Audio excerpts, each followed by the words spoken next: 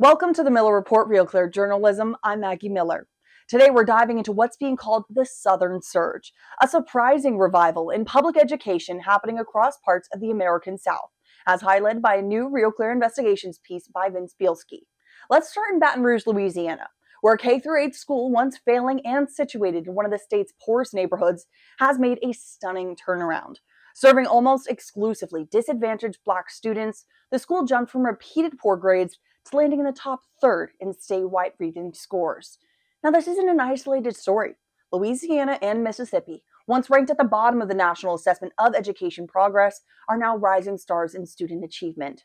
Despite being two of the poorest states in the country and spending less per student than most, they're outperforming wealthier counterparts. What's the secret? A no-nonsense return to basics. Phonics-based reading curriculums, rigorous testing, teacher training, and real accountability. But as other parts of the country drift towards reducing rigor in the name of equity, the Southern model is struggling to gain traction outside of Republican-led states. In more liberal states like New York and Washington, powerful teachers' unions have resisted standardized testing and accelerated programs, making reforms harder to replicate. Meanwhile, federal policy is also shifting. The Trump administration's proposed cuts to the Department of Education, including major reductions to Title I and research funding, could hinder the very reforms driving Southern success. But still, others say if more flexibility is granted to states through block grants, some argue that this could fuel further innovation. As debates rage over funding, testing, and the role of the federal government, the South is quietly showing what's possible when schools focus on what works and hold themselves accountable. The question now isn't whether this model can work, it's whether the rest of the nation is willing to follow. I'm joined now by the lead investigator on the story, Vince Bielski. Vince, thank you so much for being here. I'm happy to be here. So my first job out of college was reporting in the South, and I do remember discussing significant struggles in education systems. So this is an exciting turnaround to see. Your report highlights some interesting gains in Louisiana and Mississippi. What were the biggest turning points or decisions that really set the states apart from others?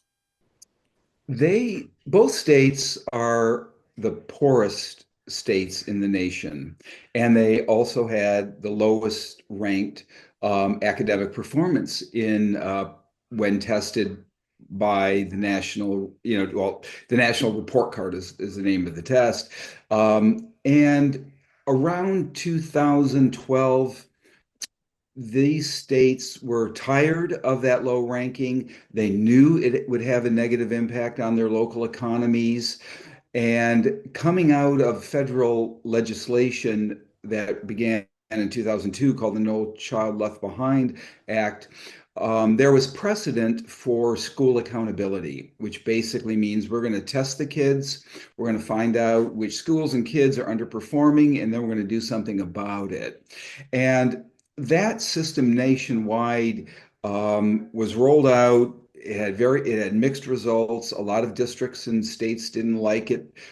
Teachers unions didn't like the accountability piece of it. So what was different about Mississippi and Tennessee is they decided we're going to not only stick with the program, we're going to make it better.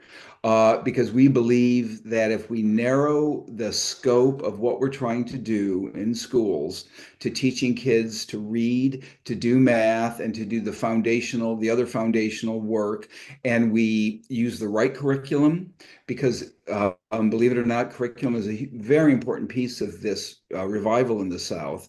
All teaching materials aren't the same. And we train teachers, and then we test the kids to make sure they're learning, and we stick with the program. It should work, and in fact, it did. So over the course of time, they slowly improved to the dramatic point that today Mississippi is number 10 in the nation in fourth grade reading.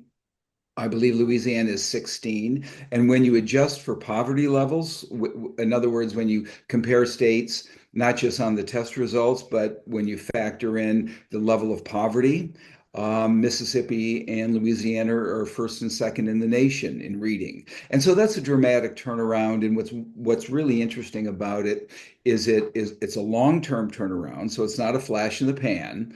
Other states are studying it and can use it. But they have to believe, I think the key is they have to believe that teaching reading and math and foundational skills is really the most important job of schools.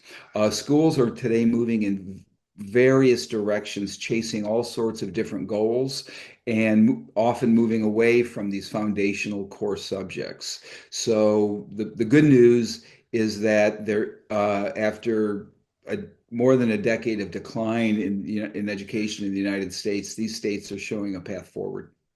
I mean, you hear time and time again, kids these days they can't read. So it's really heartening to see that, states are taking notice and they're doing something to change that. Now you mentioned people going in the other direction.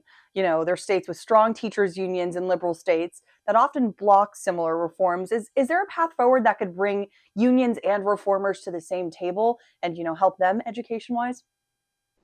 Well, yes, and we're seeing that in real time right now in Maryland, a Democratic state with strong teachers unions.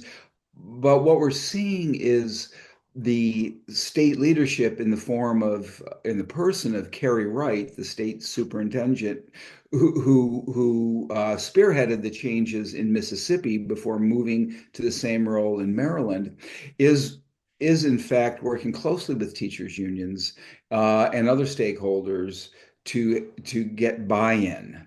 Uh, One of the things about reform in education is a government, the state, the federal government can pass all the laws they want. They're relatively meaningless unless the teachers buy into them. If you think of the structure of education, each classroom in a way is its own self-governing entity because that teacher is running the classroom. Now that teacher is following state standards, but state standards are open to interpretation. They're following directions from superintendents who may have different views than the state. So what's key and what's the hard work of all of this is having a leadership that really brings everyone to the table, and which Kerry Wright has done in Maryland now, and convincing people to buy into this program, give it a whirl, because ultimately what teachers want, unions want, everyone wants is our kids to grow. We want our kids to learn. And I think the success that she has had and that Louisiana has, and some other states too, Tennessee as well, other states are making progress, is what we need now to convince the more of the blue states to take a look at this option. So, in your reporting, obviously you spoke to a plethora of people. I don't know what you might have heard from teachers or students or, obviously the people in charge.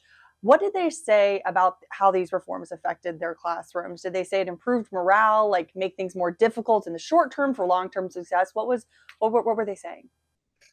What we hear is that teachers, once the new program is rolled out, once they have training in it, once they feel confident to teach it, they see gains and nothing makes them happier. That said, quite a bit of work because if you think of anyone in any job, they've been doing it one way for a long time. And all of a sudden, the state comes and tells them, you know what, there's a better way. And why would this teacher or professional who has a college degree and has been doing this for a while want to believe a bureaucrat at the state house that I'm not teaching reading correctly? So there's a kind of period of getting to know each other and teachers again buying into it. But what we see is once they buy into it and once they see the results, they become missionaries for the cause. And part of what's interesting in reading in particular is reading isn't a skill that comes naturally to anybody. Reading is a skill that requires certain very stages of learning and skill development sequentially to get to a point where you can read, comprehend, interpret, analyze, and that takes a lot of training. And teachers, one of the problems with reform is often things begin with laws and ultimately they don't filter down to the classrooms because the teachers aren't given enough instruction and encouragement to know how to make the widget differently this time. So education reform is intensely long-term and intensely complicated. And again, what's good about Mississippi and Louisiana is they now have a decade-long track record. So it isn't something, it's something that people can look at and study now. I'd like to also touch on a little bit of the changes happening at the Department of Education, how that could affect what the schools are trying to do. And on the flip side, what to say about the strength of individual state and local education. It's complicated. The part of the changes don't bode well for reform, um, particularly the gutting of research. What the Department of Education became this central hub of high quality research and education. And that began a couple decades ago because there was a lack of it. And there was a great need for let's find out what's working in our schools and what's not. So the rollback on research, which has been dramatic, doesn't seem to have been thought through. They rather than vetting, some studies are less important than others. Maybe we can pare this one back and build this one out. That doesn't seem to have been the approach. And that particularly relates to reading, the science of reading, which is what we popularly refer to, phonics-based, literacy instruction, was developed in part by the federal government in terms of researching what works and what doesn't work. It wasn't developed wholly by the federal government at all. It's been around in different places for a long time, but the government played a supporting role. That's gone now.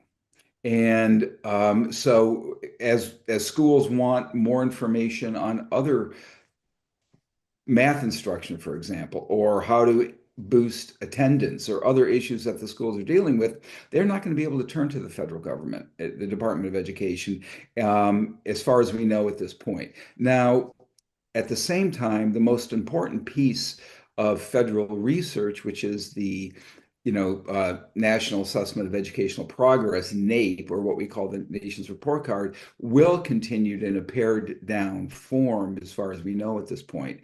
And so at least, the Department of Education's leadership has seen the need to continue that. At the same time, reforms, changes on the federal level could help reform. If, for example, um, money is the federal government maybe supports 10% of K-12 funding. And that funding is now generally directed to low-income kids and kids with disabilities with several strings attached.